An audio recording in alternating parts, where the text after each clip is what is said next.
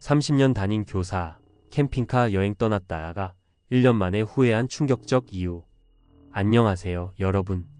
오늘은 30년 가까이 교단에서 아이들을 가르치며 청춘을 보낸 한 은퇴 교사분의 이야기를 전해드리려고 해요. 평생을 학교에 몸담으면서도 마음 한편으로는 언젠가 은퇴하면 자유롭게 여행을 다니겠다는 꿈을 키워왔던 분이죠.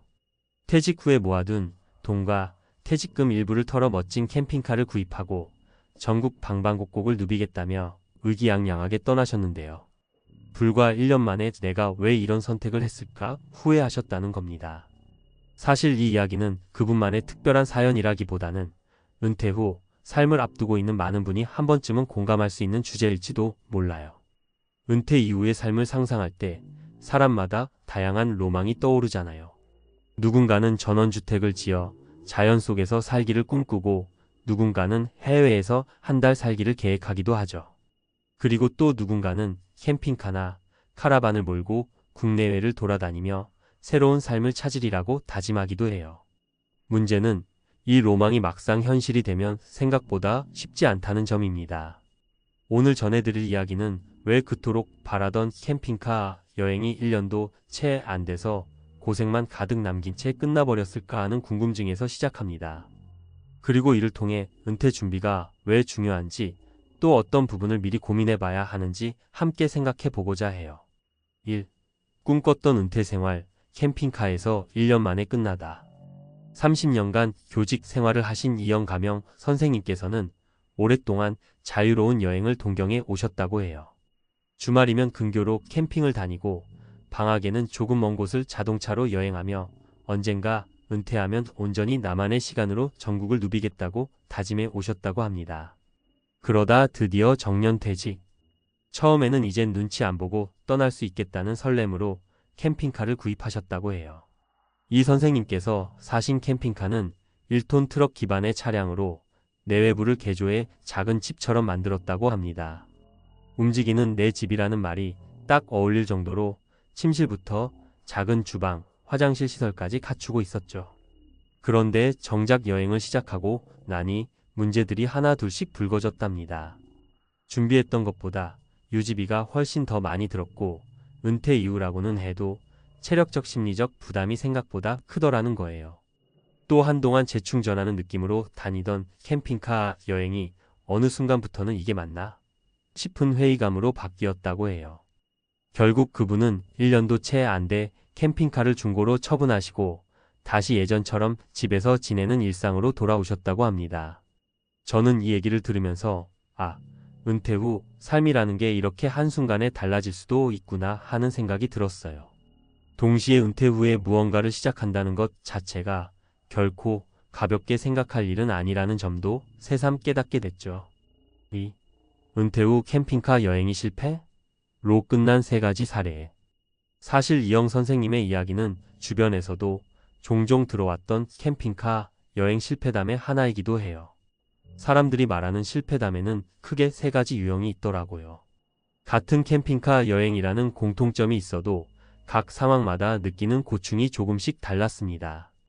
은퇴를 준비하거나 이미 하신 분이라면 아래 3가지 사례를 보면서 나는 어떻게 준비해야 하지? 하고 한번 곰곰이 떠올려 보셔도 좋을 것 같아요. 사례의 유지 비용과 예산이 예상과 너무 달랐어요. 가장 흔히 듣는 이야기가 바로 이동 문제입니다. 캠핑카를 구입할 때 드는 비용은 물론이고 여행 도중에 발생하는 기름값, 자동차세, 보험료, 각종 차량 점검비 등등이 생각보다 훨씬 많이 들었다는 후기가 많아요. 예를 들어 캠핑카를 구입할 때 옵션이나 인테리어에 욕심을 내다 보면 시작 비용만으로도 수천만 원이 훌쩍 넘어갑니다. 집을 사는 것보다 싸다고 생각했는데 실제로 살펴보면 내부 시설을 갖추는데 꽤나 비용이 들어가는 거예요. 거기에 주행거리까지 길어지니 기름값도 만만찮고 여행지마다 캠핑장 이용료나 주차료 등 추가 비용이 붙습니다. 특히 은퇴 후라면 월급이 나오지 않으니까 쓰는 돈을 더 꼼꼼하게 따져봐야겠죠. 한 달에 얼마를 쓸 수 있고 어떤 식으로 지출을 분배할 것인지를 구체적으로 계산해야 합니다. 그런데 마음은 이미 전국 일주를 하겠다는 로망으로 가득하다 보니 현실적인 예산 계산이 충분히 이루어지지 않은 상태에서 출발하는 경우가 많아요. 결국 이 부분을 간과하면 매달 늘어나는 카드값이나 적금에서 조금씩 빼쓰게 되고 그게 누적되다 보면 어느 순간 이대로 가다간 나중에 정말 곤란해지겠다 싶어 집으로 돌아오는 거죠.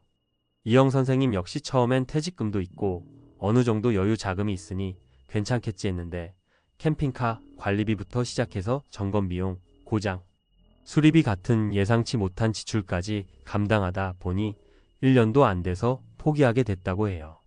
사례의 이 체력도 문제고 안전도 걱정됐어요. 두 번째로 흔히 듣는 문제는 바로 건강과 안전입니다. 차량을 몰고 전국을 돌아다니는 일이 생각처럼 만만치 않아요. 30대나 40대에야 그래도 힘이 넘치니 어디든 쉽게 출발할 수 있지만 은퇴 후에는 아무래도 체력이 예전 같지 않죠. 직접 운전해서 장거리 여행을 다니려면 매일 운전하는 것 자체가 큰 부담이 될 수 있어요. 날씨가 안 좋거나 길이 험한 곳을 지나야 하면 스트레스도 더해집니다. 게다가 캠핑카가 일반 승용차보다 훨씬 크고 무거우니 차선 변경이나 주차 같은 기본적인 운전 동작도 신경 쓸 게 많아요. 또 눈이나 비가 내릴 때 혹은 야간 운전 시에는 안전에 대한 부담이 더욱 커집니다. 캠핑카 안에서 숙식을 해결한다고 해도 화장실 문제나 물 공급 등 생활시설을 유지하려면 자주 관리해줘야 해요. 물통 갈아 끼우기, 오수 처리하기, 전기 배터리 충전 등등 젊은 시절에는 재미로 할 수 있겠지만 나이가 들어서는 귀찮고 번거롭게 느껴지기도 합니다. 만약 부부가 함께 떠났다면 둘이 힘을 합쳐 이런저런 일을 해낼 수도 있지만 역시 부부 모두 체력이 받쳐주지 않으면 잦은 다툼으로 이어지기 쉽습니다. 그리고 단독으로 여행하는 경우라면 밤에 낯선 곳에서 혼자 머무는 것이 꽤나 무섭고 불안한 일일 수 있죠. 이렇듯 건강과 안전 문제는 은퇴 후 캠핑카 여행을 가장 크게 좌절시키는 원인이 되곤 해요. 사례 3 정말 외롭고 예상 밖의 심리적 부담이 컸습니다. 마지막은 심리적 정서적 측면의 어려움입니다. 캠핑카 여행을 떠올릴 때는 자유라는 단어가 가장 먼저 떠오르지만 실제로는 혼자 혹은 소수의 인원만 함께 지내야 하기 때문에 꽤나 외로운 순간이 찾아옵니다.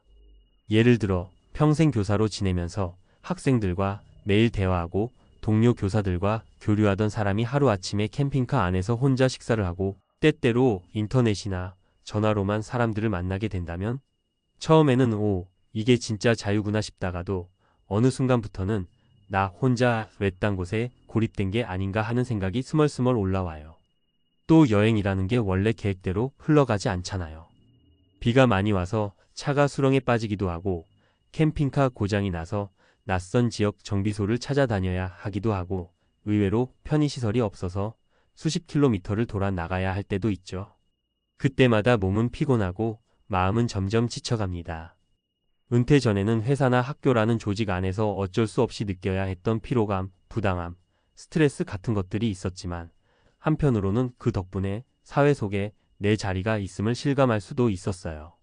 그런데 은퇴 후 특히 캠핑카 같은 유목 생활에 가까운 일상을 하다 보면 문득문득 내가 이걸 왜 하고 있지? 라는 허무함이 들 때가 있습니다. 혼자만의 시간이 많아지는 만큼 스스로와의 대화도 많아지는데 그 과정이 생각보다 심리적으로 버거울 수 있다는 거예요. 3. 은퇴 준비, 막연한 로망을 넘어 구체적으로. 결국 이 세 가지 이유가 겹치면서 많은 분이 캠핑카 여행을 포기하거나 기대만큼 만족스럽지 못한 결과를 얻게 됩니다. 애초에 우리 집도 캠핑카 하나 마련해서 전국을 다녀보고 싶다고 꿈꾸는 것 자체는 좋죠. 인생은 짧고 하고 싶은 일을 할 수 있을 때 해보는 게 의미 있다고 생각해요. 다만 그 과정에서 구체적이고 현실적인 준비가 반드시 필요하다는 점을 강조하고 싶습니다. 예산 계획 세우기 캠핑카 구매 비용 외에도 유지비, 주유비, 보험료, 차량 점검비, 캠핑장 비용 등을 꼼꼼히 따져보세요. 매달 고정 지출을 어느 정도로 잡을 수 있고 예상치 못한 수리나 사고가 발생했을 때 대처할 여유 자금이 있는지도 확인해야 합니다. 체력 건강 점검 은퇴 후 여행을 즐기려면 결국 기본은 내 몸이에요. 특히 50대 중반 이후에는 허리나 관절 등 몸 여기저기가 예전만 못하다는 걸 체감하게 되죠. 본격적인 캠핑카 생활에 들어가기 전 건강검진이나 운동 등을 통해 기초 체력을 다져두는 게 중요해요. 운전에 익숙하지 않다면 운전 연습도 충분히 해둬야 하고요. 심리적 준비에 대한 계획 막상 떠나기 전에는 자유를 꿈꾸지만 막상 실행해보면 외로움과 고립감에 부딪히기 쉽습니다. 스스로가 혼자만의 생활을 얼마나 견딜 수 있는 성격인지, 동행인은 있는지, 가족이나 지인들과 연락하며 지낼 수 있는 방안을 어떻게 마련할지 등을 진지하게 고민해 봐야 해요. 또 한 번의 전국 일주처럼 거창하게 시작하기보다는 단기 여행을 여러 번 시도해 보는 것도 방법입니다. 일주일, 한 달 정도 단기 캠핑카 여행을 해보면서 내 몸과 마음이 어느 정도로 이 생활을 받아들일 수 있는지 점검해 볼 수 있으니까요. 4. 다시 돌아온 일상, 그리고 새롭게 찾은 만족. 이영 선생님께서는 1년도 안 돼서 캠핑카 여행을 접고 나서 꽤 오랫동안 내가 잘못된 꿈을 꿨나 보다라며 실망하셨다고 해요. 주변에서도 멋지게 전국 일주한다더니 왜 벌써 돌아왔냐며 안타까워했죠. 하지만 돌이켜 생각해보니 그분은 또 한 가지 중요한 사실을 깨달았습니다. 내가 그토록 꿈꾸던 걸 직접 경험해봤고 이제는 후회 없이 다른 길을 선택할 수 있게 됐다는 점이죠. 30년간 교직 생활을 하면서 언젠가 은퇴하면 꼭 해보고 싶다고 생각했던 걸 실제로 시도해봤으니 적어도 마음 한구석에 미련이 남지는 않는다는 겁니다. 현재 이 선생님께서는 일상으로 돌아와 소규모 독서 모임을 운영하시거나 교직 경험을 살려 지역 아동센터에서 아이들을 돌보는 봉사활동을 하면서 새로운 삶의 의미를 찾아가고 있다고 해요. 거창한 로드트립 대신 집과 지역사회 안에서 내가 할 수 있는 일을 하며 조금씩 자유로운 시간을 즐기는 방식으로 변화를 줬다고 할까요? 예전에는 교직 은퇴하면 캠핑카가 나를 행복으로 이끌어줄 거야 라는 단편적인 로망이 전부였지만 막상 겪어보고 나니 행복이라는 게 꼭 이렇게 크고 특별한 일에서만 찾아오는 건 아니라는 걸 알게 되었다고 합니다. 5. 은퇴 후 삶, 나만의 답을 찾아가는 과정. 30년 다닌 교사, 캠핑카 여행 떠났다가 1년 만에 후회한 충격적 이유 라고 하면 자극적으로 들릴 수 있지만 사실 그 후회의 밑바탕에는 여러 가지 복합적인 요소들이 깔려 있어요. 새로운 도전을 해보겠다는 그 열정 자체가 잘못된 건 아닙니다. 오히려 시도조차 하지 않고 후회하는 것보다는 훨씬 의미 있는 일이죠. 다만 은퇴 후의 삶을 어떻게 보낼지는 결국 개인마다 다르다는 점을 잊지 말아야 합니다. 누군가는 해외를 누비며 제2의 청춘을 살 수도 있고 또 누군가는 집 근처를 조용히 산책하며 사색하는 일상을 더 좋아할 수도 있어요. 중요한 건 나는 어떤 삶을 원하고 그 삶을 유지하기 위해서는 어떤 준비가 필요할까? 를 먼저 고민하는 과정이에요. 내가 원하는 새로운 삶의 모습은 정확히 어떤 것인지, 그 일을 실행하려면 재정적, 체력적, 심리적으로 무엇을 점검해야 하는지, 중간에 예상치 못한 문제가 발생하면 어떻게 대처할 것인지, 도중에 생각이 바뀌어도 내가 실패했다고 자책하기보다는 또 다른 길을 찾는 경험으로 받아들일 수 있는지, 이런 질문들을 스스로에게 던지면서 아직 은퇴 전이라면 지금부터 천천히 준비하는 게 좋고 이미 은퇴했다면 가벼운 시도로 내 몸과 마음을 테스트해보는 것도 방법입니다. 결국 은퇴 후의 삶이라는 건 내가 살아온 지난날을 기초로 하되 또 한 번 새롭게 성장할 수 있는 기회이기도 하니까요. 기대했던 캠핑카 여행이 뜻대로 되지 않았다고 해서 인생이 실패하는 건 아니잖아요. 그 경험을 발판 삼아 나에게 맞는 새로운 방향을 찾으면 되는 거죠. 오늘 이야기가 막연한 은퇴 후 여행을 꿈꾸시는 분들께 조금이나마 현실적인 조언이 되었기를 바랍니다. 어떤 선택을 하든 우리가 궁극적으로 원하는 것은 조금 더 자유롭고 조금 더 자신다운 삶이 아닐까 싶어요. 여러분도 앞으로 은퇴 후의 삶을 그려나가면서 꼭 미리 충분히 고민해보고 준비하셔서 후회 없는 도전하시길 응원합니다. 감사합니다. 교사 30년 한 62세 남성, 은퇴 후 시작한 취미 때문에 가정이 무너졌다. 이 말을 들으면 조금 과장된 이야기처럼 들릴 수도 있어요. 하지만 실제로 은퇴 이후의 삶에서 어떤 사소한 취미가 내 재정, 인간관계, 심지어는 정신 건강까지 뒤흔들 수 있다는 걸 많은 분들이 간과하곤 하시죠. 은퇴라는 건 종종 우리가 앞만 보고 달려온 3040년 경력을 끝맺고 이제 좀 쉬어갈 수 있겠다는 기대감으로 시작됩니다. 그런데 그 달콤한 기대 뒤에는 본인이 의도치 않게 맞닥뜨릴 수 있는 여러 현실적 정서적 난관이 도사리고 있어요. 특히 우리나라처럼 정년이 정해져 있거나 명예퇴직이라는 이름으로 조금 일찍 나와야 하는 상황이 잦은 환경에선 인생 2막을 준비하기가 쉽지 않습니다. 은퇴 후를 여유로운 노년으로 생각하는 분들도 많지만 실제로는 오늘 하루를 어떻게 보내야 하지? 하는 고민부터 시작해 경제력 감소나 대인관계 축소 같은 문제들을 겪게 되죠. 이때 나를 행복하게 해줄 무언가를 찾으려는 마음에 새로운 취미나 활동을 시작하게 되는데 문제는 그 취미가 내 생활을 제대로 지탱할 수 있는 수준인지 아니면 오히려 내 생활 기반을 위협할 정도로 부담이 되는 것인지 판단이 쉽지 않다는 겁니다. 오늘은 교사로 30년 넘게 일하시던 어시 62세의 이야기를 중심으로 은퇴 후 시작된 취미 때문에 결국 가정까지 흔들린 사례를 살펴보려고 합니다. 그리고 이와 비슷하게 잘못된 선택으로 어려움을 겪은 다른 분들의 사례도 덧붙여 말씀드릴게요. 이 이야기들이 은퇴 후 취미가 뭐 그리 대수냐? 라고 가볍게 생각하시는 분들께 경각심을 줄 수 있기를 바랍니다. 어씨의 은퇴 후 취미가 불러온 파국. 어씨는 62세에 퇴직하셨습니다. 교직 생활 30년 동안 나름대로 열심히 살아오셨고 자녀들도 다 성인이 되어 이제 자신의 삶을 온전히 즐겨볼 수 있겠다는 생각에 들뜨셨다고 해요. 그런데 정년을 맞이하자마자 허탈감이 찾아왔습니다. 그간 선생님이라는 역할이 삶의 큰 부분을 차지했는데 막상 집에 들어앉으니 내가 오늘 무얼 해야 하지?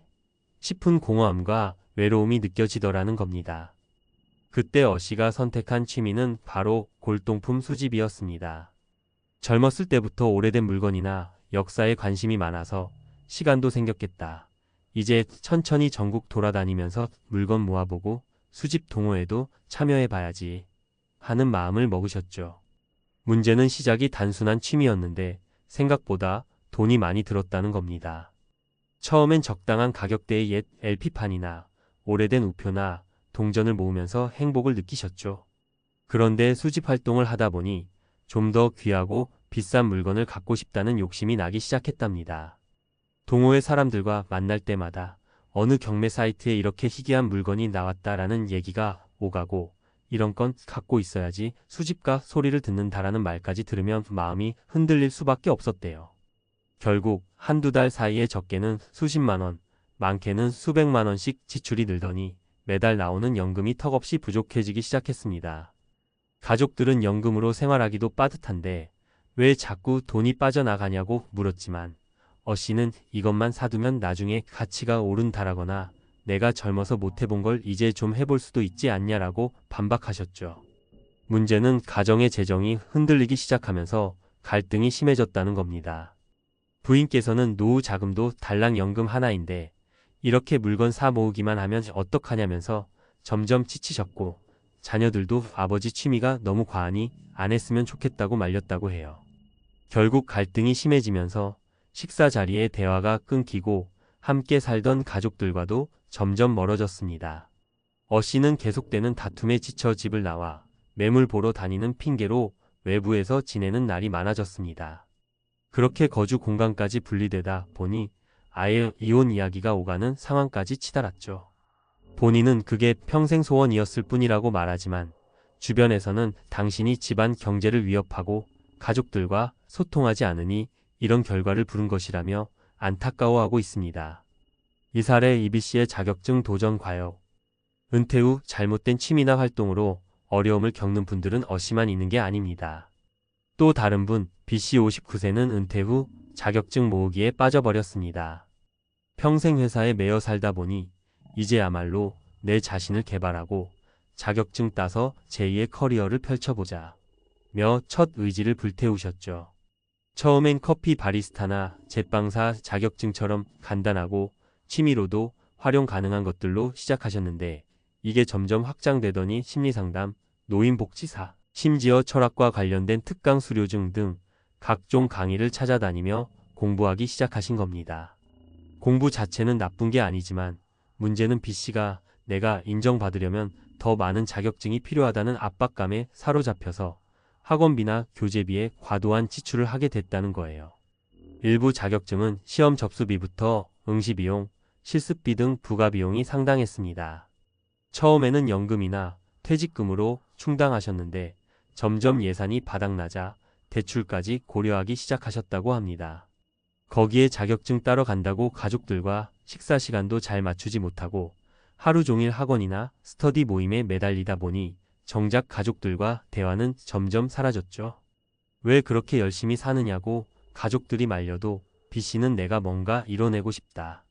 지금까지 회사에서 눈치만 보며 지냈는데 이제는 나 스스로의 가치를 찾을 때라고 고집을 부렸어요. 결국 너무 많은 자격증을 따려다 보니 체력은 체력대로 소진되고 재정적으로도 큰 부담이 됐습니다. 가족과의 관계도 소원해졌고요.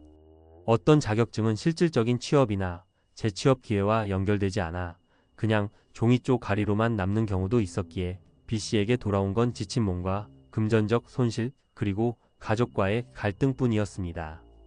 3사례 3CC의 주식 코인 무리수. 마지막으로 CC 55세는 자영업을 하다 은퇴 비슷하게 매장을 정리하고 남들은 주식이나 코인으로 돈을 번다는데 나도 해보면 잘할 수 있지 않을까? 라는 생각으로 투자에 뛰어드셨습니다. 처음에는 자기가 모은 자금 일부로만 조심스럽게 시작했지만 한두 번 수익이 나니까 욕심이 크게 생긴 겁니다. 이거라면 나도 노후 대책이 되겠는데? 하고 섣불리 판단해 계속 추가 매수를 하거나 대출까지 끌어와서 투자 규모를 크게 불렸다고 해요. 하지만 투자란 게 항상 상승만 있는 게 아니죠. 시장 상황이 갑자기 안 좋아지면 수백만 원, 수천만 원씩 순식간에 녹아내리는 걸 경험하셨고 그때마다 반등할 때까지 조금만 버티자라는 심리로 계속 물타기, 춤에 추가 매수를 하셨답니다. 그러다 보니 생활비를 건드리기 시작했고 결국 부인과 심각한 말다툼이 벌어졌습니다. 부인은 이제 가장 역할도 끝났으니 내 취미나 투자하고 살겠다는 남편의 태도에 허탈해했죠. 우리 노후 자금까지 들이붓다가 결국 남는 건 빚뿐이면 어떻게 하냐는 불안감이 현실이 돼 버린 겁니다. 결국 C씨는 몇 번의 대폭락을 겪으면서 큰 손실을 냈고 하필이면 그 시기에 집안의 병원비나 자녀 교육비 등이 급히 들어가야 했는데 이미 수중에는 돈이 없던 상황이었습니다. 그렇게 부인의 신뢰를 잃고 친척들에게까지 손을 벌리게 되면서 가족 관계는 돌이킬 수 없이 악화돼 버렸습니다. 은퇴 후 취미 어떻게 준비하고 즐겨야 할까? 앞서 말씀드린 A, B, CC 사례 모두 결국 핵심은 과도함이었습니다. 취미든 자기계발이든 투자든 뭐든지 적정 수준을 모르고 욕심내거나 뭔가에 지나치게 빠지게 되면 가정, 경제, 정신 건강에까지 파급 효과가 크게 번진다는 거예요. 은퇴라는 시점은 말 그대로 제2의 인생이 펼쳐지는 터닝포인트입니다. 그래서 당사자 입장에서는 이제 뭔가 해보고 싶다는 의욕이 충만하기도 하고 동시에 이러다 쓸모없는 사람으로 전락하는 건 아닐까 하는 불안감도 크게 작용하죠. 이럴 때 가장 중요한 건 균형입니다. 취미나 활동이 나를 즐겁게 하고 보람을 줄 수 있는 수준에서 그쳐야지 그것이 지나쳐서 내 생활의 기둥을 흔들어 놓아선 안 된다는 거예요. 첫째, 금전 계획을 철저히 세우세요. 취미나 활동을 시작하기 전에 월 고정 지출과 예상되는 추가 지출을 계산해보고 한 달에 얼마까지 쓸 수 있는지 한도를 정해야 합니다. 둘째, 주변 사람들과 충분히 소통하세요. 내가 어떤 활동에 관심이 있는지, 어느 정도 돈과 시간을 쓸 계획인지 미리 이야기하고 조율하는 것이 좋습니다. 막상 갈등이 생긴 뒤에 이야기를 시작하면 이미 늦어요. 셋째, 취미나 활동의 목적을 명확히 하세요. 내가 왜 이걸 하려 하지? 를 스스로에게 물어봅시다. 단순히 심심해서라면 소박한 비용으로 할 수 있는 다른 활동도 많아요. 굳이 큰 돈이 드는 선택을 할 필요는 없죠. 넷째, 조금씩 시도해보며 자신에게 맞는지 점검하세요. 처음부터 한꺼번에 많은 투자를 하거나 심각하게 몰입하기보다는 소규모로 진행해보면서 정말 이걸 꾸준히 할 수 있나? 를 살펴보는 게 중요합니다. 은퇴 후 삶이 꼭 비극적일 필요는 없습니다. 오히려 건강하고 의미 있는 취미나 봉사를 통해 더 활기찬 노년을 보내시는 분들도 많죠. 하지만 그 이면에는 지나치지 않도록 절제와 계획을 세웠다는 공통점이 있습니다. 어느 순간 취미가 집착이 되는 순간 인생 전체가 균형을 잃어버릴 수 있다는 걸 꼭 기억하시면 좋겠습니다. 결국 은퇴 생활이라는 것은 그동안 우리가 분주하게 뛰어다니며 쌓아온 경제적 정서적 기반 위에 조심스럽게 꽃을 피워야 하는 시기입니다. 취미나 활동을 통해 행복을 찾고 가정도 지키고 정신적으로도 풍요로워질 수 있어야겠죠. 오늘 어씨와 다른 분들의 사례는 분명 극단적인 결과일 수도 있지만 그만큼 우리의 선택과 행동이 큰 파장을 불러올 수 있다는 사실을 보여줍니다. 다시 한번 강조하자면 무언가 새로운 것을 시작하기 전에는 꼭 재정적 심리적 한계를 설정하고 가족과도 충분히 대화하세요. 더불어 이제는 노인이나 퇴직자로서가 아니라 새로운 삶을 시작하는 사람이라는 멋진 마음가짐도 필요합니다. 다만 그 마음이 무리수로 이어지지 않도록 조심하면 분명 즐겁고 의미 있는 인생 2막을 열어갈 수 있을 거예요. 그럼 이 글을 읽으시는 분들도 부디 은퇴 후에 좋은 추억과 성취를 쌓으시되 지나친 몰입이나 과도한 지출 때문에 소중한 가정을 해치는 일은 없길 바랍니다. 교사 30년 한 62세 남성, 은퇴 후 시작한 취미 때문에 가정이 무너졌다라는 이야기가 남일만은 아니라는 점 꼭 기억해 두시면 좋겠습니다. 일할 땐 당신이 나라를 일으킨 주역이라더니 막상 은퇴하니 이제는 조용히 사라져 달라는 눈빛만 돌아왔다. 요즘 60년 대생들이 은퇴 후 마주하는 현실은 정말 냉혹합니다. 산업화의 최전선에서 IMF의 공포 속에서 2008년 금융위기를 이겨내며 묵묵히 일했던 이들. 가정을 위해 허리띠 졸라매고 자식 교육에 모든 걸 걸었던 세대. 그런데 이제 정년을 마치고 뒤를 돌아보니 아무도 손 내밀지 않고 있죠. 퇴직만 하면 모든 게 끝인 줄 알았어요. 근데 그때부터 시작이더라고요. 많은 60년 대생이 이렇게 말합니다. 퇴직금을 받아봤자 대출 갚고 나면 남는 건 얼마 없고 연금은 생각보다 적고 일자리는 나이 때문에 찾기 어렵고 그야말로 일하던 세대가 버림받은 기분. 그리고 이 감정은 단지 기분이 아니라 삶의 현실입니다. 1. 대기업 30년, 그 끝은 월 130만원 연금. 박 부장 66년생은 대기업에서 30년을 근무했습니다. 무사히 정년퇴직했고 축하도 받았지만 그 이유는 암흑 같았다고 고백합니다. 제가 회사에선 인정받던 사람이었는데 퇴직 후 3개월 만에 우울증 약을 먹었어요. 가장 큰 충격은 연금 실수령액이었습니다. 세전으로는 많아 보여도 세금 떼고 의료보험료 떼고 이것저것 제하고 나니 매달 통장에 들어오는 돈은 130만원 남짓? 거기서 아파트 관리비, 생활비, 통신비, 손주들 용돈 조금만 빼도 파닥. 아내와 둘이서 외식 한 번도 마음 편히 못한다고 합니다. 그리고 가장 자존심 상했던 건 일하려 해도 나이 때문에 죄송하다는 말만 듣는 것. 현장에선 내가 주인공이었는데 지금은 어디에도 내 자리는 없어요. 그의 말은 단순한 하소연이 아닙니다. 많은 60년 대생들이 겪는 뼈아픈 현실이죠. 2. 지방 귀촌 꿈 같았지만 고정비 지옥. 은퇴 후 도시 생활을 접고 강원도 농가로 내려간 이 선생 63년생 부부. 텃밭도 있고 공기 좋고 처음엔 이게 진짜 행복이구나 싶었다고 합니다. 하지만 1년 만에 무너졌습니다. 쌀은 있죠. 채소도 따먹죠. 근데 고정비는 줄지 않더라고요. 전기세, 가스비, 차량 유지비, 건강보험료, 심지어 택배 하나도 더 비쌉니다. 게다가 병원은 멀고 응급 상황엔 불안하기만 합니다. 둘이서 월 평균 180만원은 최소로 써야 그럭저럭 버틸 수 있다고 합니다. 그런데 이마저도 연금으로 다 감당이 안 돼서 결국 도시로 다시 올라올 고민을 하고 있는 중입니다. 시골에서 살면 돈 안 든다는 말 절대 믿지 마세요. 자급자족? 체력 없으면 못해요. 노후엔 현실이 가장 무섭습니다. 3. 배당 400만원? 6개월 만에 무너졌어요. 조 과장 68년생은 은퇴 전부터 배당 투자로 노후를 준비했습니다. 퇴직금과 개인 자산을 합쳐 총 5억 원을 배당주에 넣었고 매달 평균 400만 원 정도 들어왔습니다. 처음엔 이제 진짜 자유다라고 생각했죠. 하지만 문제는 너무 빠르게 찾아왔습니다. 미국 주식 배당이 끊겼고 환율에 타격받고 한전 같은 주식은 폭락했죠.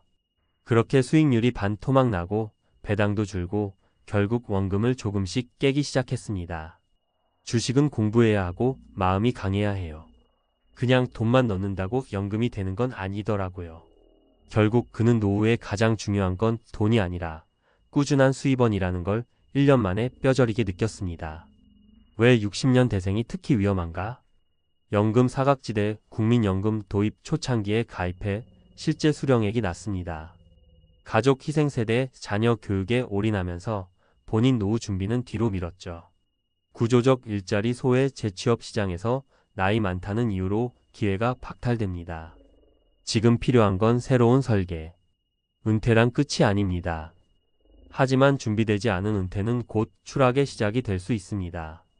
그래서 지금 필요한 건 경제적 안전망과 사회적 연결망을 다시 짜는 것입니다. 첫째, 생활비 기준을 새로 정해야 합니다.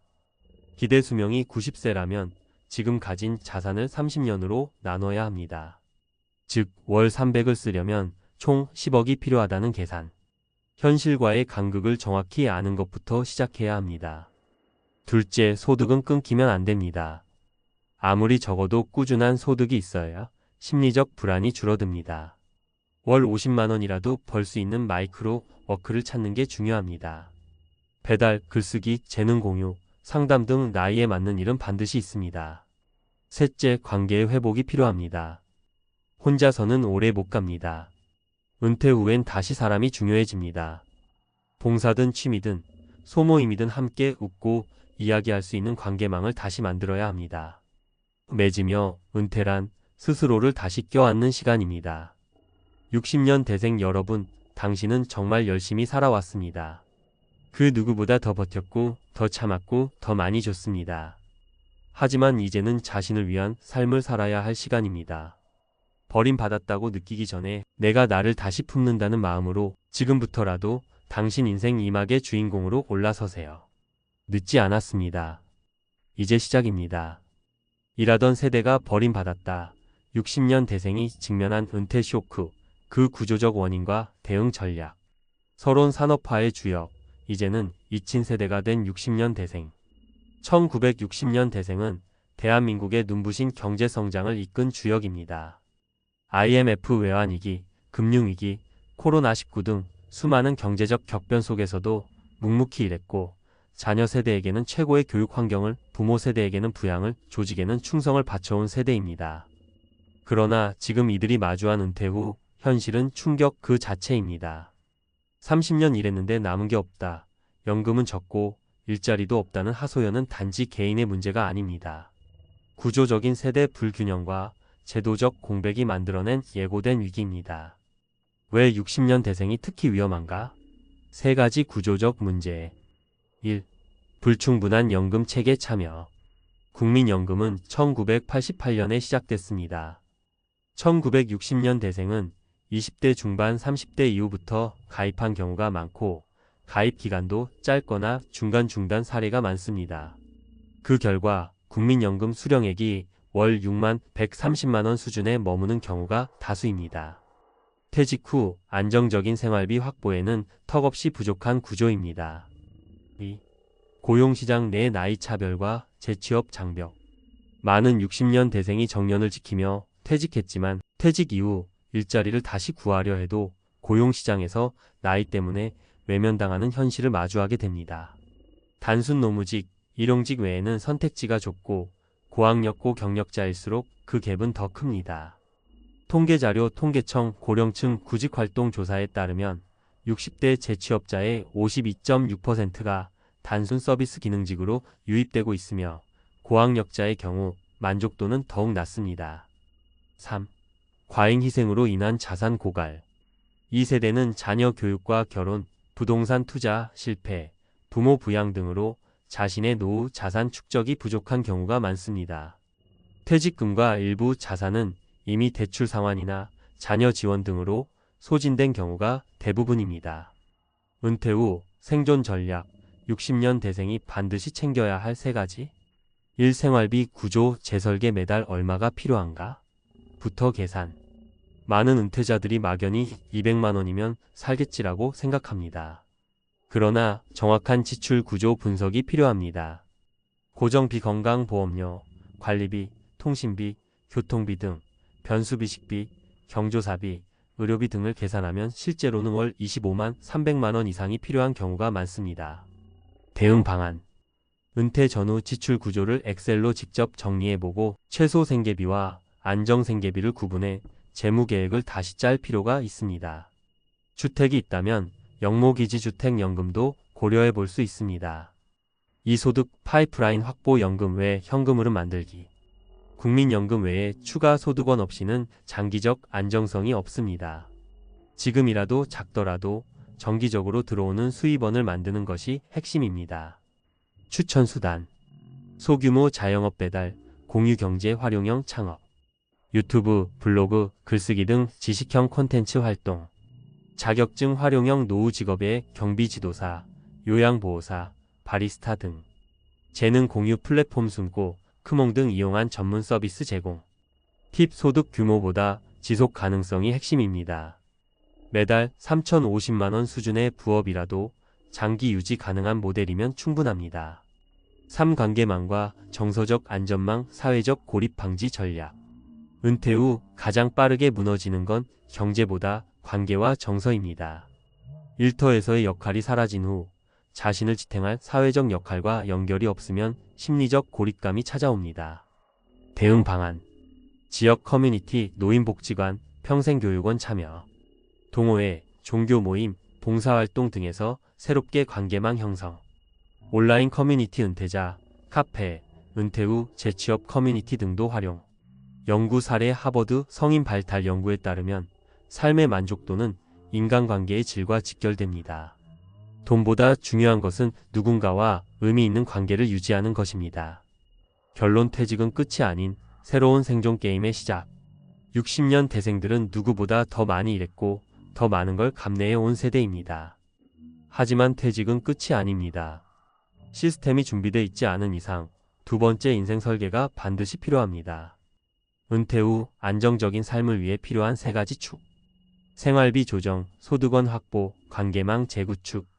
이 3가지가 균형 있게 작동되어야 은퇴 쇼크를 넘어설 수 있습니다. 이제는 국가나 조직이 아닌 스스로가 스스로를 구해야 하는 시대입니다. 늦지 않았습니다. 지금이라도 삶을 다시 설계하십시오. 60년 대생은 잊힌 세대가 아니라 다시 시작할 수 있는 세대입니다. 은퇴 후 멋진 인생 2막을 꿈꾸며 자격증에 도전하는 분들 많으시죠? 하지만 잠깐, 자격증 취득 전에 꼭 알아둬야 할 중요한 이야기가 있습니다. 모든 자격증이 황금 열쇠는 아니라는 점. 자칫 잘못된 선택으로 시간과 돈만 낭비할 수 있거든요. 오늘 저와 함께 은퇴 후 따면 후회하는 자격증 TOP 3화 현명한 자격증 선택 가이드를 알아보고 성공적인 인생 2막을 위한 첫걸음을 내딛어 봅시다. 1. 유행 따라 휩쓸렸다는 자격증. 요즘 핫하다는데 나도 한번? SNS나 뉴스에서 뜨는 자격증, 왠지 나도 따야 할 것 같은 기분이 들죠?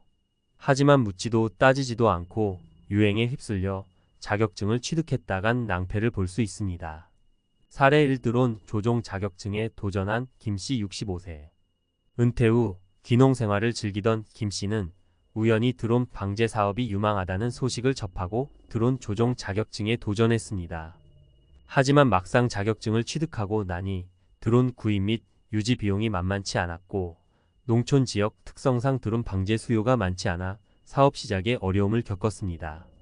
결국 김씨는 힘들게 딴 자격증을 활용하지 못하고 애물단지로 전락시키고 말았습니다. 팩트체크. 유행은 변하기 마련.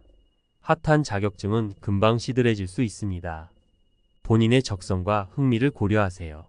억지로 공부해서 딴 자격증은 활용도가 떨어집니다. 미래 전망을 꼼꼼히 따져보세요.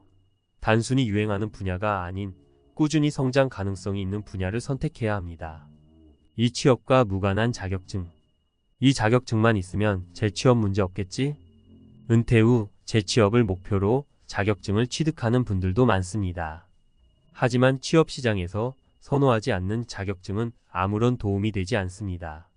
사례 2 바리스타 자격증에 도전한 박씨 58세. 카페 창업을 꿈꾸던 박씨는 바리스타 자격증을 취득했지만 막상 카페를 운영해보니 커피 제조 기술보다 마케팅, 고객 관리 등 경영 능력이 더 중요하다는 것을 깨달았습니다.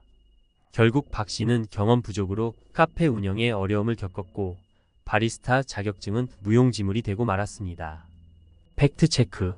현실적인 취업 가능성을 고려하세요. 자격증 취득 후 실제 취업으로 이어질 수 있는지 꼼꼼히 따져봐야 합니다. 관련 경력을 쌓는 것이 중요. 단순히 자격증만으로는 경쟁력을 갖추기 어렵습니다. 자격증 취득 후에도 꾸준히 노력해야 합니다. 변화하는 취업 시장에 맞춰 끊임없이 자기 개발해야 합니다. 3. 난이도가 너무 높은 자격증. 어려운 자격증 딸수록 몸값이 높아지겠지?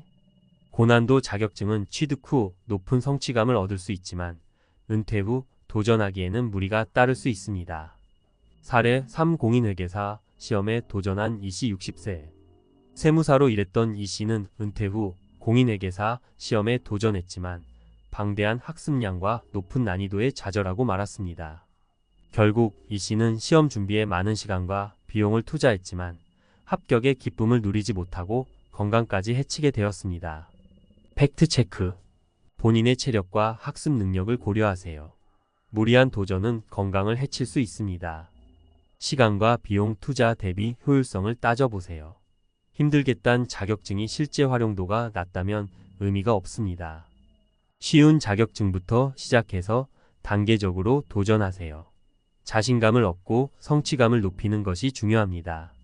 현명한 자격증 선택 가이드. 자, 그럼 은퇴 후 어떤 자격증을 선택해야 할까요?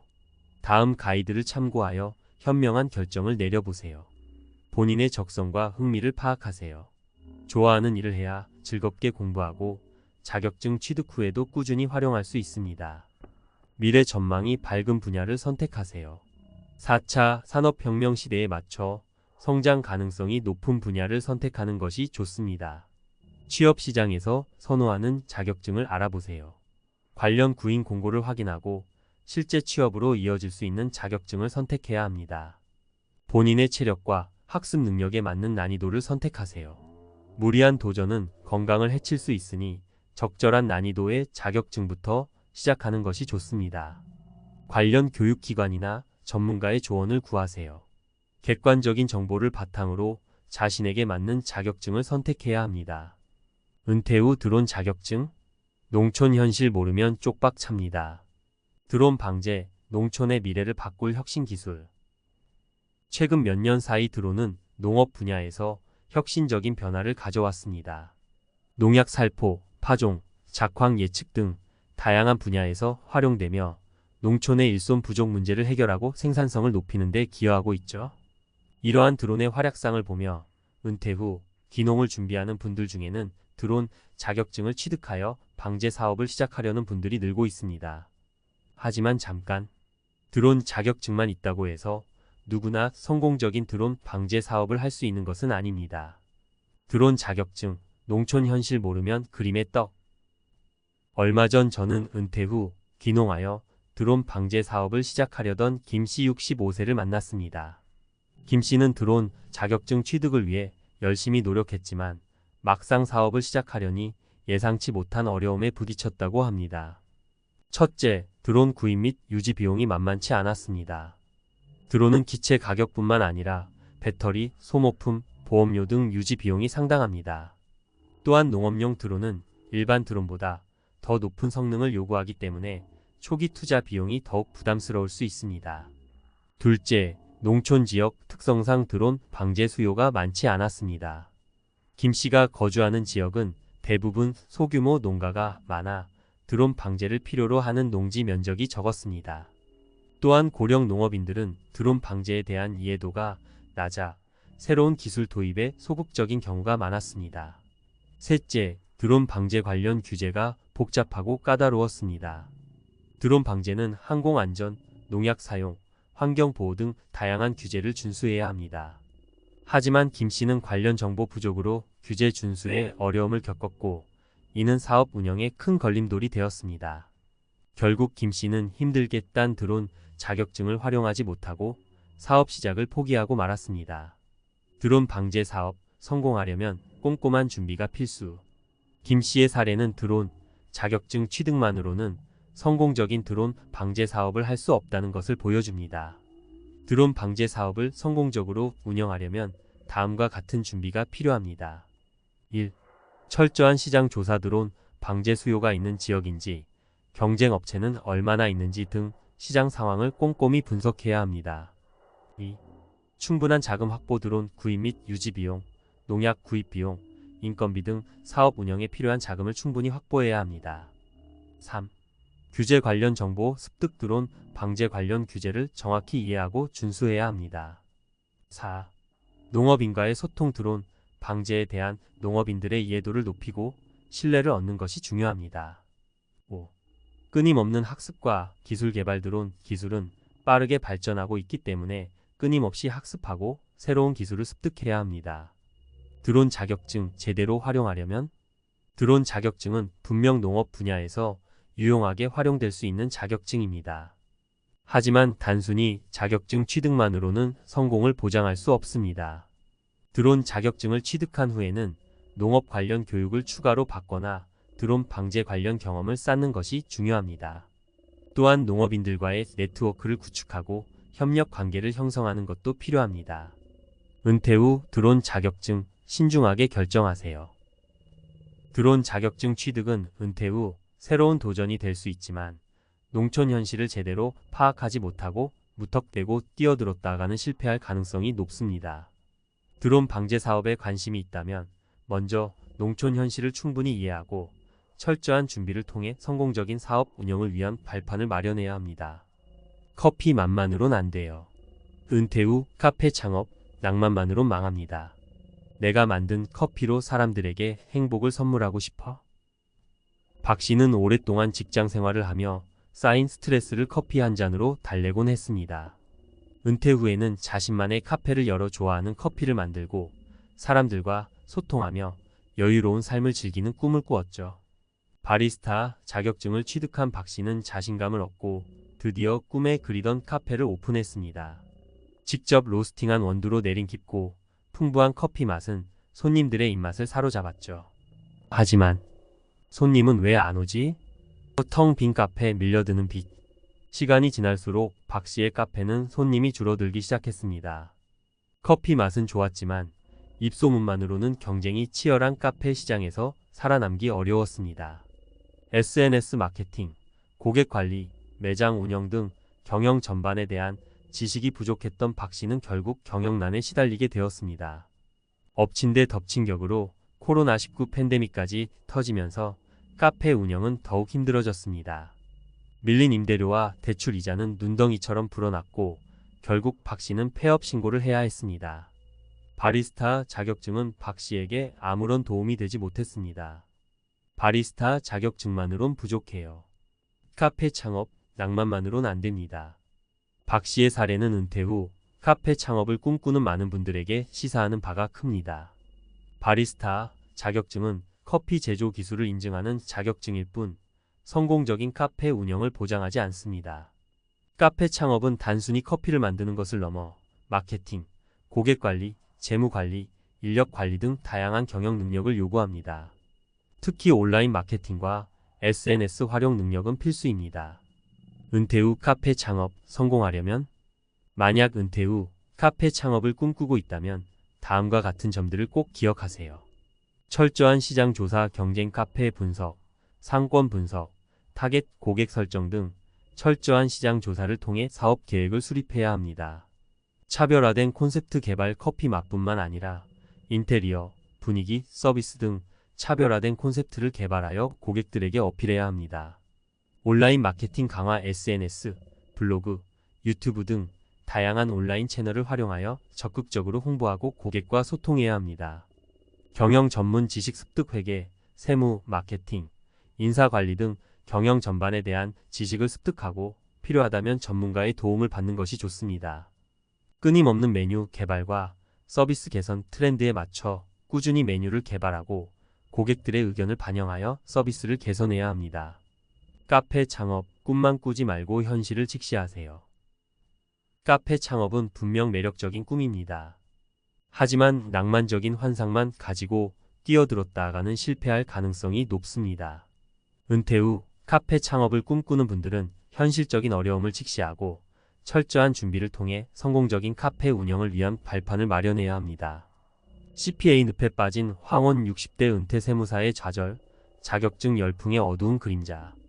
세무사 경력 30년, CPA로 제2의 인생 꿈꿨지만 이 씨는 30년 동안 세무사로 활동하며 쌓아온 경험과 노하우를 바탕으로 은퇴 후 공인회계사 CPA로서 제2의 인생을 꿈꿨습니다.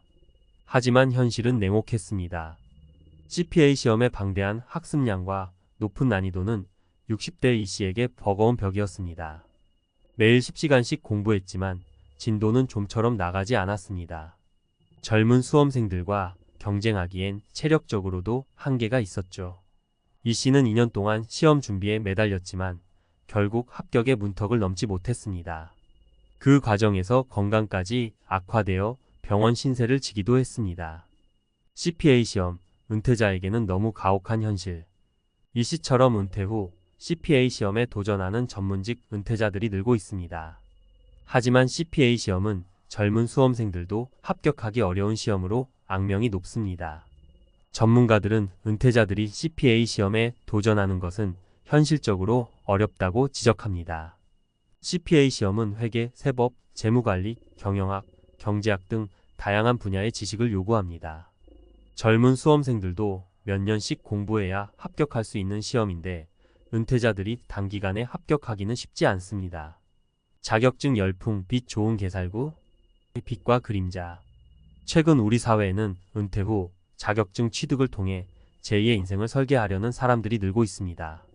하지만 이러한 자격증 열풍에는 빛과 그림자가 공존합니다. 긍정적인 측면, 자격증 취득은 은퇴자들에게 새로운 목표 의식을 심어주고 사회 참여 기회를 제공합니다. 또한 경제적인 자립을 위한 발판이 될 수도 있습니다.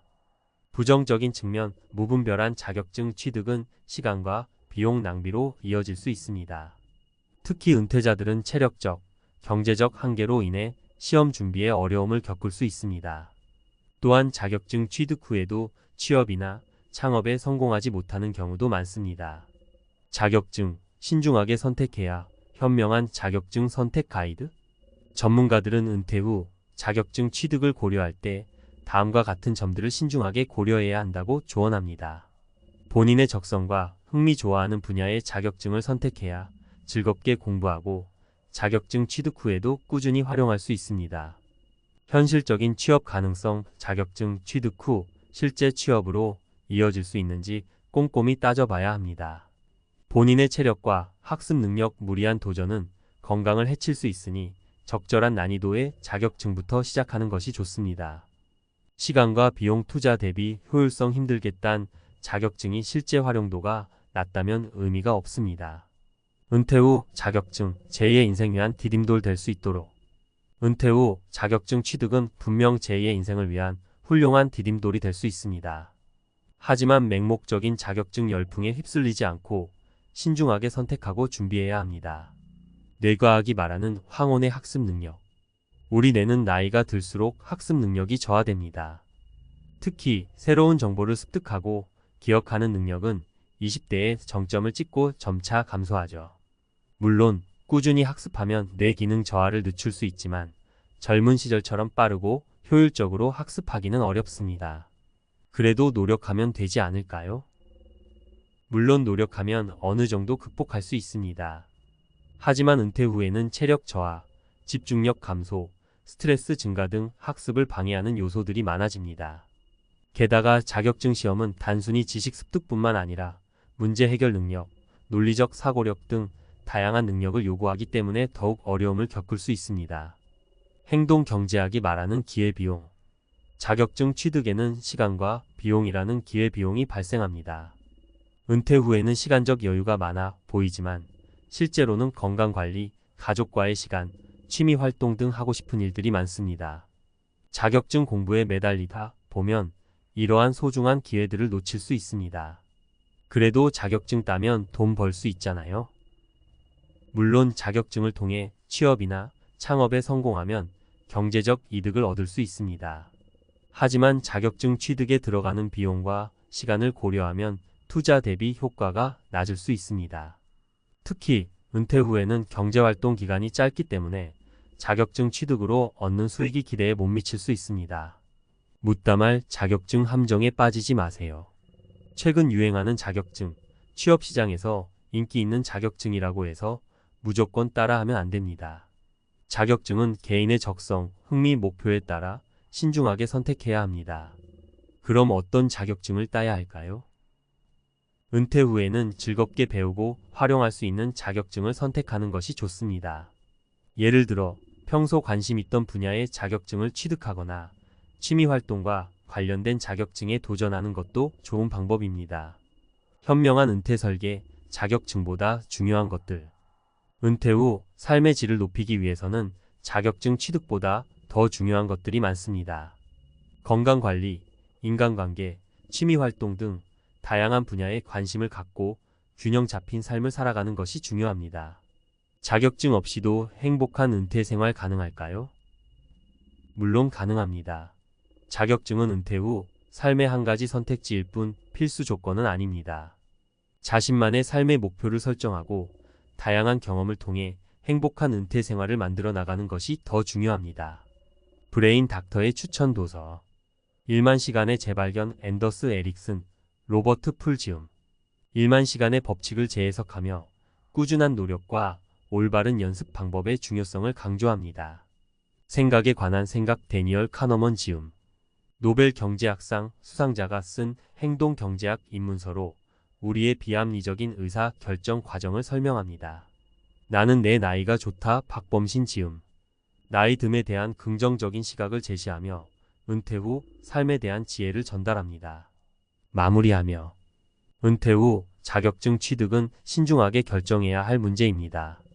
뇌과학, 행동경제학적 관점에서 꼼꼼히 따져보고 자신에게 맞는 선택을 하시길 바랍니다. 저는 앞으로도 과학적 근거와 이론을 바탕으로 은퇴 설계에 대한 다양한 정보를 제공할 예정입니다. 여러분의 행복한 은퇴 생활을 응원합니다.